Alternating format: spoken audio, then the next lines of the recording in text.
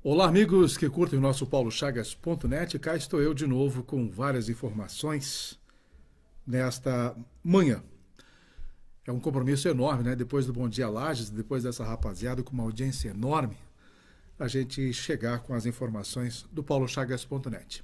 Mas estamos aí. Pessoal, antes de mais nada, eu quero falar rapidinho sobre os Jogos Abertos, dizer que o nosso grande esporte em Santa Catarina está por começar na cidade de Lages. Neste final de semana que passou, os atletas já tiveram uma primeira modalidade, a de remo, e Chapecó teve a supremacia lá na cidade de Florianópolis, no remo. Então foi a abertura, basicamente, dos Jogos Abertos. Mas por falar em abertura oficial, ou em abertura, a oficial acontece neste dia 3 de novembro, no ginásio Jones Minosso, aqui em Lages. E a cidade está realmente respirando hoje a cultura do esporte. Desde a semana passada, na quinta-feira, nós acompanhamos a chegada do fogo simbólico, o acendimento da tocha e assim por diante, né? Acendimento da pira. E aí o fogo deu uma energia diferenciada. Também fizeram uma decoração na Avenida Duque de Caxias, com a colocação das bandeiras de todos os municípios que vão participar dos Jogos Abertos aqui na cidade de Lages. Uma maravilha, realmente estamos todos hoje já respirando essa competição e algumas delas já acontecem a partir de agora, quarta, quinta-feira, antes mesmo da abertura oficial. Nós vamos estar acompanhando de perto, é muito bonito ver. Eu tive a oportunidade há uns anos atrás de participar de pelo menos 3 coberturas dos Jogos Abertos no tempo que eu trabalhava na RBS. Foi uma em Blumenau, uma em Joaçaba e outra lá em Chapecó mesmo. Uma maravilha, realmente vale a pena, é contagiante você participar desses jogos e ver a euforia dos atletas, das torcidas, dos municípios, a cada conquista, a cada medalha levada para casa. Isso é uma maravilha. Rapidamente falando do nosso Internacional de Lages. Olha, o Inter teve todas as chances para ter uma classificação tranquila nesta Copa Santa Catarina. Agora as coisas estão bastante complicadas e sempre que acontece uma competição, parece que o pessoal vai levando até o extremo, ou seja, o Inter ainda tem chance, aí não consegue. Tem mais uma pequena chance lá na frente, aí não consegue. Então todo mundo vai se apegando às pequenas chances que vão sobrando para o Internacional de Lages. O Inter teve 2 partidas em casa, teve 2 empates. Também empatou fora, claro, uma das partidas, e acabou sendo derrotada esta nossa equipe para o Joinville, levando 4-1 neste último domingo. E as esperanças agora de classificação recaem a 2 vitórias nos 2 últimos compromissos que o Inter tem na Copa Santa Catarina, para depois tentar ir à decisão com o Joinville, que já está matematicamente classificado. Mas é muito complicado, né? Se apegar a essas esperanças de agora tem mais isso, e se afunila de uma forma em que a dificuldade é extrema para o Internacional se classificar. Não pode nem pensar em empatar. E olha lá, se não tiver que aplicar ainda um saldo de gols e uma combinação de resultados de outros adversários que buscam no confronto direto também a classificação. Neste dia 29, lamentavelmente, nós lembramos um ano do acidente aéreo da Chapecoense, lá na Bolívia. Todo mundo já sabe essa história toda.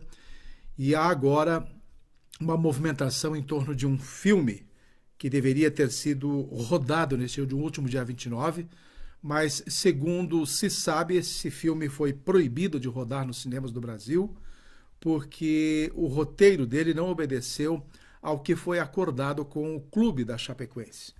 Era para ter feito um filme contando a história, a ascensão da Chapecoense e, obviamente, culminando com este acidente, trágico acidente, no dia 29 de novembro de 2016, lá na Bolívia, quando a Chapecoense estava a caminho para decidir o título da Sul-Americana.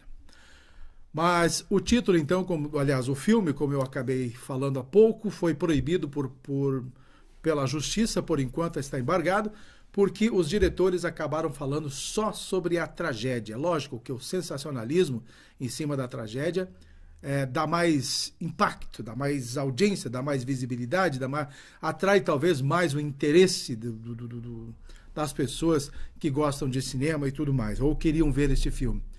De qualquer maneira, ele está embargado e não tem data para ser exibido nas telas do cinema. Por outro lado, nesta terça-feira agora, estará um outro diretor de cinema na cidade de Chapecó, que vai produzir um filme sobre a história do goleiro Danilo, né? Defendeu todos aqueles pênaltis, o Danilo virou uma pessoa extremamente importante nestas conquistas da Chapecoense no ano de 2016, e agora então a história do goleirinho, né? Um grande goleirinho, modo de dizer, porque ele parecia pequeno, a estatura dele era menor do que a dos demais goleiros naturais, assim, naturalmente nas competições.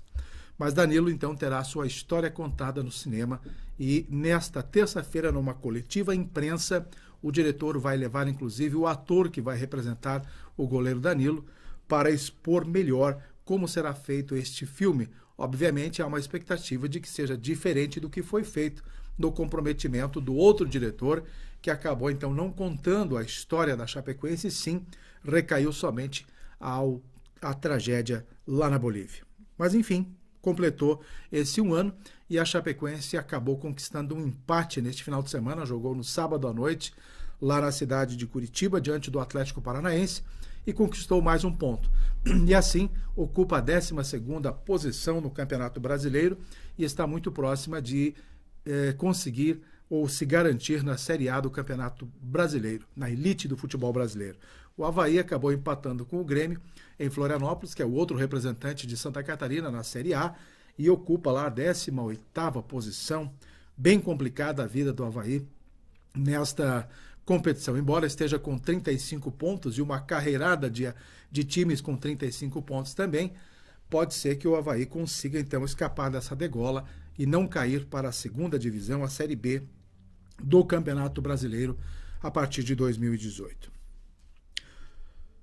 Nesta semana que passou, nós acompanhamos a assinatura de alguns convênios aqui na cidade de Lages em função do marco regulatório. Foram algumas entidades assistenciais que conseguiram se regulamentar no marco regulatório, e todos lembram no início do ano a balbúrdia que deu em torno deste marco regulatório, quando a prefeitura não pôde mais efetuar o pagamento dos diversos convênios que tinha com entidades filantrópicas, inclusive a Acro, inclusive uma que atendia as escolas municipais, as merendeiras, enfim, todas essas pessoas acabaram ficando sem receber os seus salários, porque o convênio foi proibido pelo marco regulatório daquelas instituições que não estavam regulamentadas. Então, foi gente lá na Rádio Clube, fizeram o maior auê e deram razão a essas pessoas. Até depois que todo mundo entendeu o que era o marco regulatório,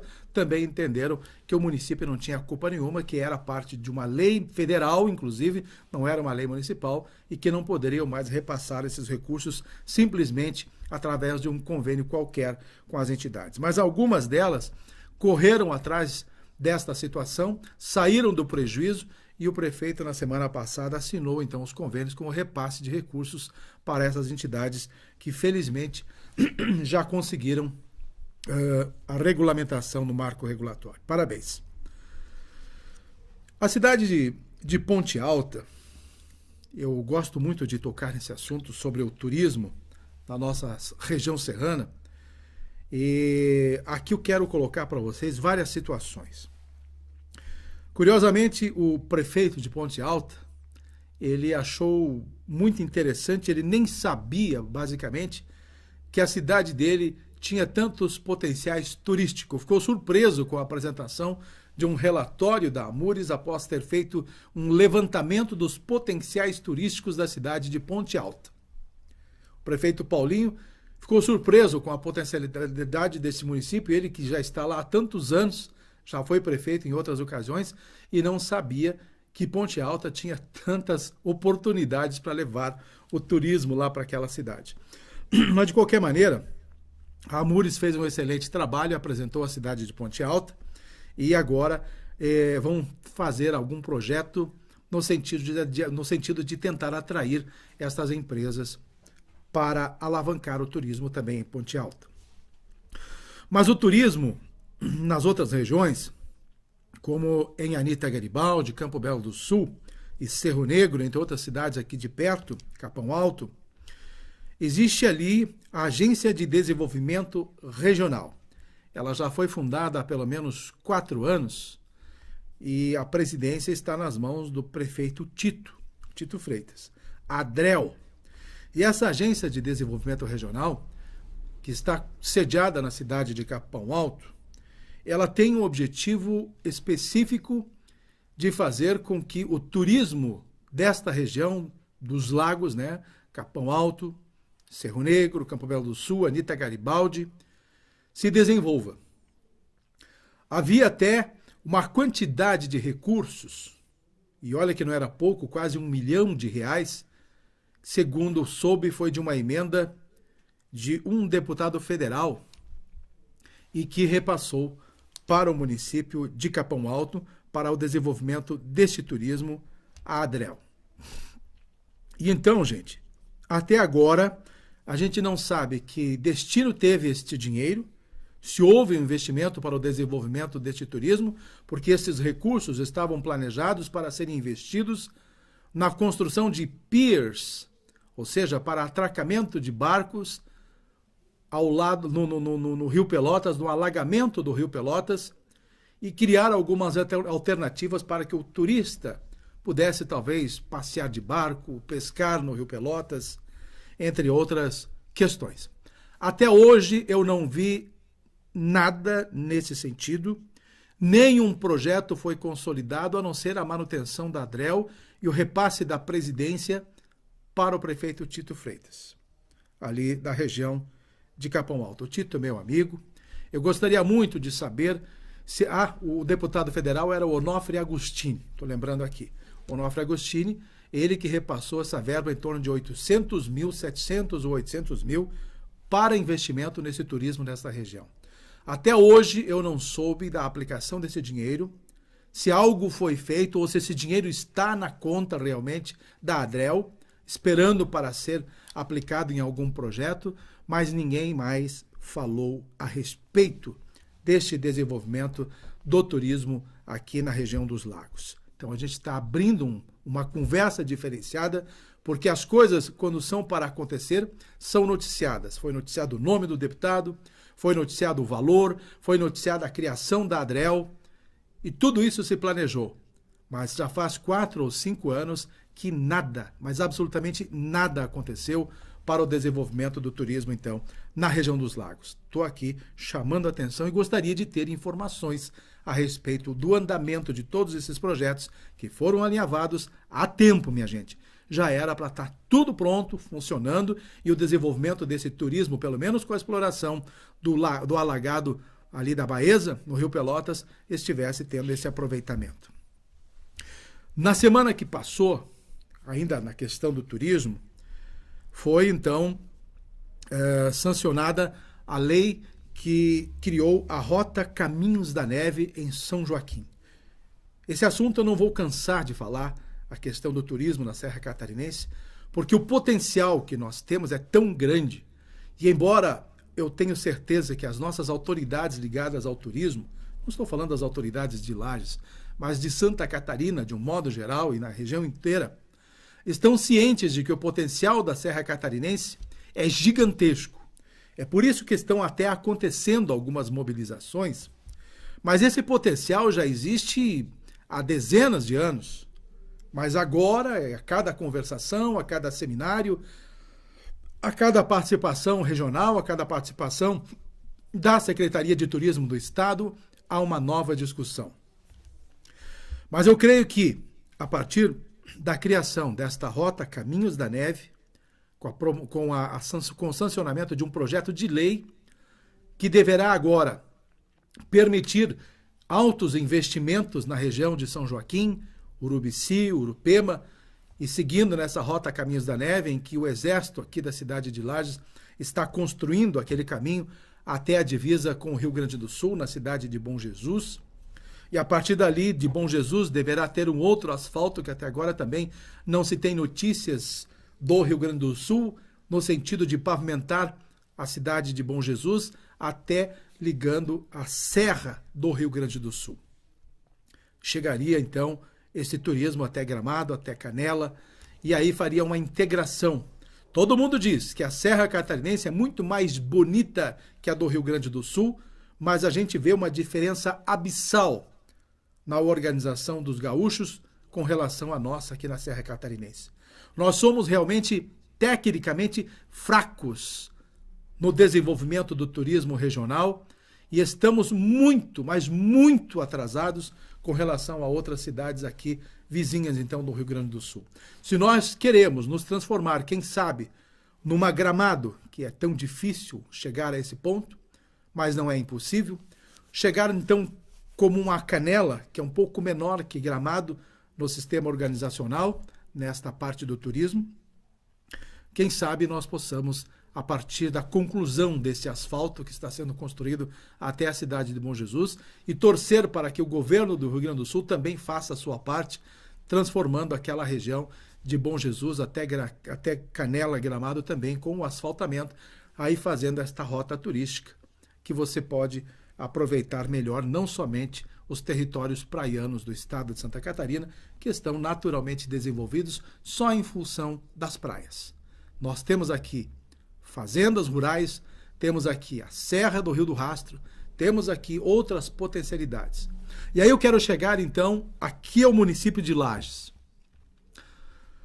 Lages, gente, existem, claro, grandes potenciais. Eu mesmo vivenciei há pouco tempo numa caminhada com uma historiadora e também algumas pessoas ligadas ao turismo, e nós fomos visitando o Museu de Nereu Ramos, visitamos o Colégio Rosa, visitamos uma igreja em frente ao Hospital Nossa Senhora dos Prazeres, o próprio Hospital Nossa Senhora dos Prazeres, que eu não sabia, era uma escola no passado, do Colégio São José, se não me engano, que hoje está em Florianópolis, na Grande Florianópolis. E o que mais que a gente foi visitando? O tanque, né? Foram vários lugares, a própria Igreja Catedral e a Prefeitura do município de Lages, o Colégio Santa Rosa, o Colégio Bom Jesus, todos eles fazendo parte de uma história, de um roteiro, de uma simples caminhada na área central. Eu tive a oportunidade de vivenciar coisas fantásticas, inclusive o Teatro Marajoara, passando por ali, são lugares que eu desconhecia com a descrição feita por uma historiadora. Aprendi um pouco mais sobre o turismo de Lages. Mas o grande potencial na cidade de Lages é, sem dúvida, a Coxilha Rica. E está lá, praticamente adormecida aos olhos dos catarinenses. E pasmem os senhores, nós já falamos aqui, são inúmeras as excursões de turistas estrangeiros, minha gente, que vêm passear na Coxilha Rica. A Europa conhece, dá a impressão de que conhece muito mais a Coxilha Rica do que os próprios lagianos. Né, gente?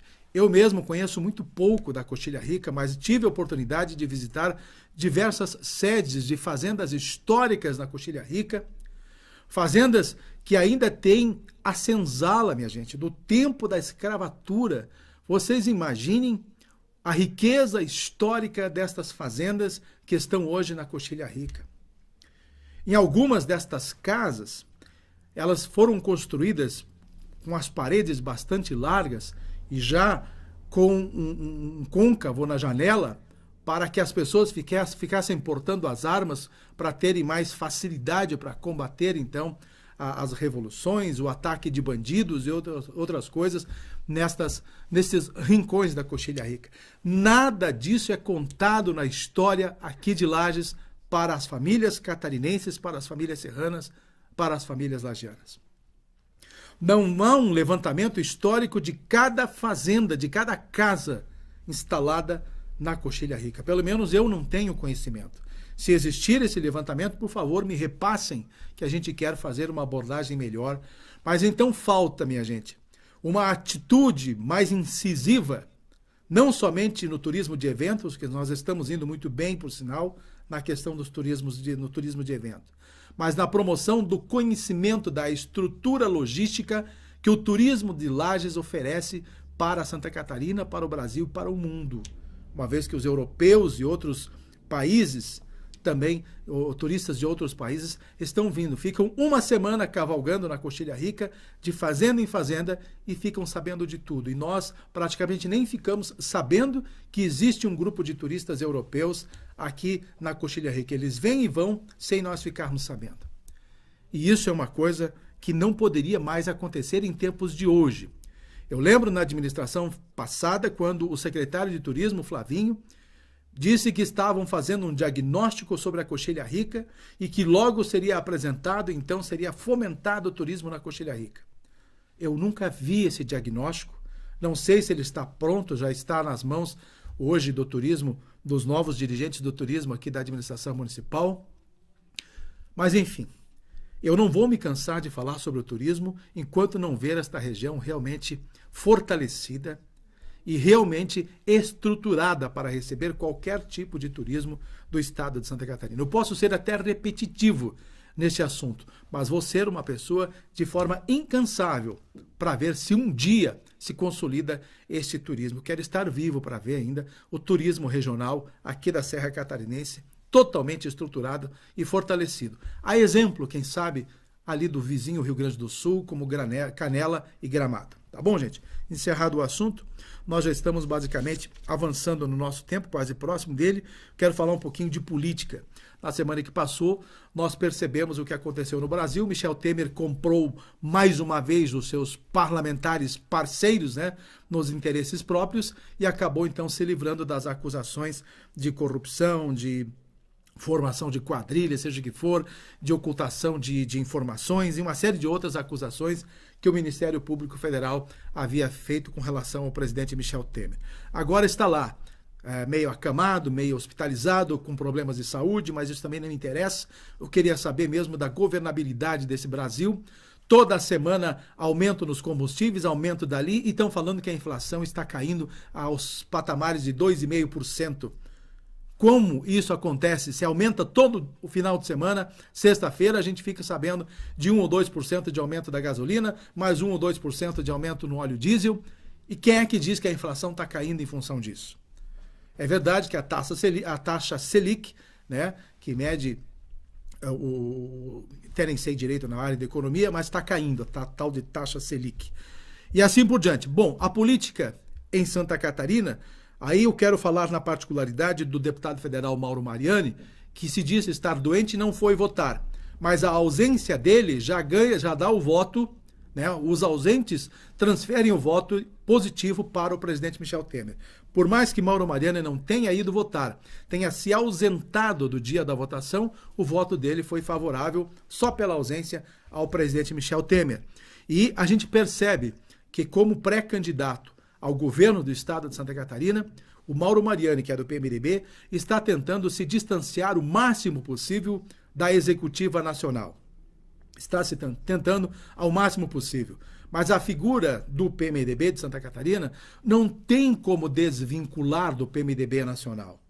E isso tudo vai pesar, com certeza, nas eleições em 2018, porque o eleitor não é tão inocente nesse ponto, ou não é tão burro, digamos assim, a ponto de não perceber essa aproximação do PMDB de Santa Catarina com o PMDB nacional. Como dizem os mais sábios, né? Tudo da farinha do mesmo saco. Mas seja como for, ele está fazendo o possível para se afastar dessa imagem negativa que o PMDB nacional está fazendo. Está tentando fugir dessa associação da imagem dele com a do presidente da República. E aí está surgindo dentro do PMDB novas lideranças que podem também vir a concorrer ao governo de Santa Catarina. Uma destas pessoas é o prefeito de Joinville, o Udo Döller. É também uma das pessoas de forte potencial e que está provavelmente querendo medir forças com o Mauro Mariani, e o PMDB, então, não está coeso diante de uma candidatura ainda, como está, por exemplo, o PSD, com o Gelson Merizio, que já há muitos meses vem alicerçado trabalhando na candidatura do deputado Gelson Merizio, deputado estadual, para o governo do estado, como representante, então, do PSD. E já está, inclusive, acertado numa parceria com o PP, e não se sabe o que vai resultar desse casamento, e ainda mais uma parceria com o PSB, outro partido dos Bornhausen e tudo mais, e estão já consolidados, buscando esta proposta de governabilidade do estado de Santa Catarina. Os demais partidos, o PSDB, que está aí com o nome de Paulo Bauer, do senador Paulo Bauer, né, que inclusive votou a favor do presidente Michel Temer, lá no Senado, está ao lado dessa maracutaia toda, também está buscando governar Santa Catarina a partir de 2018. Mas sei lá o que vai acontecer. O PT, também, que votou a favor do Michel Temer, não se sabe como é que vai ficar nas candidaturas ao governo do estado de Santa Catarina e demais partidos nanicos também que devem lançar costumeiramente os seus candidatos. Como é que está aí meu tempo? Está quase? Mais uns minutinhos? Então tá jóia. Eu gostaria só de lembrar um fato que ocorreu nesse final de semana e que nos trouxe alguma preocupação. O governador João Raimundo Colombo está internado com diverticulite, né? E essa é uma inflamação, deixa eu ver aqui exatamente o que seria a diverticulite, já que eu, tirei o meu site do ar aqui, que complicou um pouquinho minha vida, né? A gente fica mexendo com esses aparelhos e aí vamos tentar rapidamente aqui descobrir de novo o meu portal. Vamos abrir para que nós possamos entender o que é a diverticulite. Eu coloquei até essa definição, Abril, para que a gente possa explicar a vocês. Então, se você quiser acessar o meu blog, o paulochagas.net, estão lá as informações. O boletim que saiu sobre a saúde do governador logo cedo, hoje, por volta das 7 da manhã, dizendo que o estado de saúde dele está ótimo e que foi a primeira reação dos médicos que examinaram o governador Colombo na manhã desta segunda-feira no Hospital Bahia Sul, onde ele se recupera dessa diverticulite. O quadro evoluiu bem, a dor aliviou e os sinais da doença regrediram bastante. Ainda existe um pouco de inflamação. Novos exames serão realizados nesta segunda e a alta está prevista já para esta terça-feira. Aqui, diverticulite é uma inflamação caracterizada principalmente por bolsas e quistos pequenos e salientes na parede interna do intestino, divertículos, que ficam inflamados ou infectados. Então, vamos torcer para que o nosso governador, então, se recupere. E para nós fecharmos o nosso bate-papo de hoje, na semana que passou, ainda falando de governador e falando um pouquinho de política, o colega de formação de opinião lá do oeste do estado de Chapecó, Marcelo Lula, que não tem nada a ver com o ex-presidente Lula, ele escreveu sobre a possibilidade de o governador estar trocando de partido, deixando o PSD para retornar ao antigo DEM, o Democratas. Eu repliquei, inclusive, no meu blog essa possibilidade, ou essa notícia, mas dizendo que eu não acreditava nisso tudo. Não deu outra. Em seguida, chegou uma nota oficial da assessoria de imprensa do governador, desmentindo veementemente esta possibilidade, né, do governo ou do governador retornar ao Democratas.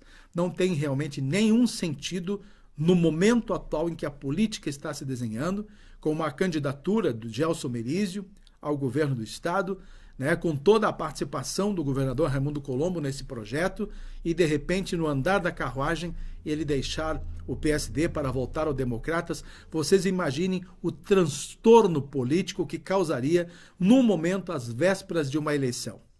Isso tudo, se alguém plantou esta notícia, queria realmente criar alguma coisa, um fato negativo, para deixar desestabilizado, quem sabe, o projeto hoje desenhado pelo PSD ao governo do estado de Santa Catarina. Mas não conseguiu. Imediatamente isso se apagou e esta notícia, então, está sacramentada, está definitivamente afastada da possibilidade do Raimundo Colombo. Não tem mesmo sentido nenhum, ele desarticularia todo o projeto do PSD neste momento se ele voltasse ao Democratas e, além do mais, reergueria um partido que hoje está praticamente extinto ou muito fraco em Santa Catarina, que é o DEM, o Democratas. Tá bom, minha gente? Se Deus quiser, na próxima semana a gente retoma o nosso paulochagas.net trazendo muitas novidades para vocês, inclusive envolvendo nossos grandes jogos abertos que começam, repito, nesta sexta-feira, dia 3 de novembro. O pessoal aqui da Imagem TV já está a 1000 por hora, criando vinhetas com equipes organizadas para fazer a cobertura dos jogos e a gente vai acompanhar de perto através da Imagem TV. Convido a vocês também para que façam isso, caso não possam comparecer nos ginásios para ver os nossos jogos e os nossos atletas disputando esta maravilha que são os jogos abertos. Um grande abraço então e até a próxima semana, se Deus quiser.